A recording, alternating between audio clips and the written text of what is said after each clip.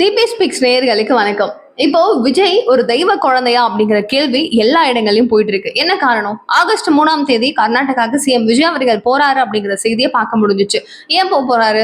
போய் தண்ணியை திறந்து விடுங்க அப்படின்னு சொல்ல போறாரு. இதுதான் விஷயமா இருந்துச்சு. ஆனா டி.கே. சிவகுமார் வாய்ப்பே கிடையாது அப்படின்னு சொல்லி அடிச்சு ஆணித்தனமாக பேசிய அவர் இன்னைக்கு தண்ணி எல்லாம் திறந்து விட்டுட்டு இயற்கையை நம்மளால தடுக்க முடியுமா அப்படின்னு சொல்லிட்டு யாரால தடுக்க முடியும் அப்படின்னு கதையெல்லாம் விட்டுட்டு இருக்காரு. இது ஏன் நடந்துச்சு, எப்படி நடந்துச்சுன்னு எல்லாருக்கும் தெரியும். சோ கேரளால அந்த சைட்ல எல்லாம் சரியான மழை வந்ததுக்கு அப்புறமா ஒன்னும் முடியல, இன்னும் கொஞ்சம் தண்ணி தேங்குச்சு அப்படின்னா அங்க சுத்து வட்டத்துல இருக்கிற கிராமம் எல்லாமே பாதிக்கப்படும் அப்படிங்கிற காரணத்தினால மட்டும்தான் டி.கே. சிவகுமார் அவர்கள் கர்நாடகால இருந்து அந்த தண்ணியை திறந்து விட்டுருக்காரு. சோ டோட்டலா கவினி டேம்ல இருந்து வினாடிக்கு 10,000 கன அடி அளவுக்கு தண்ணீர் அப்படிங்கிறது திறந்து விடப்பட்டிருக்கு. சோ இது பேசும் பொருளாக மாறி இருக்கு. சோ பாருங்க, தெய்வ குழந்தைன்னு ஏன் சொன்னது உங்களுக்கு புரிஞ்சிருக்கும். பாருங்க, விஜய் போவே இல்லை, அந்த களத்துக்கே போய் இறங்கல. ஆனாலும் அவங்களே தண்ணி இவர் போறாருன்னு தெரிஞ்சதுக்கு அப்புறம் இயற்கையே சேர்ந்து தண்ணியை திறந்து விட்டுருக்காங்க. அடடா, என்ன ஒரு அதிசயம் அப்படின்னு சொல்லிட்டு இப்படி உருட்டிட்டு இருக்காங்க. இல்லைன்னா வேற எப்படி உருட்டப்படும் அப்படின்னு சொல்லி கேட்டீங்கன்னா, இவரு பாருங்க போனாரு, டப்புனு வேலையை முடிச்சிட்டாரு, வந்துட்டே இருக்காரு அப்படின்னு.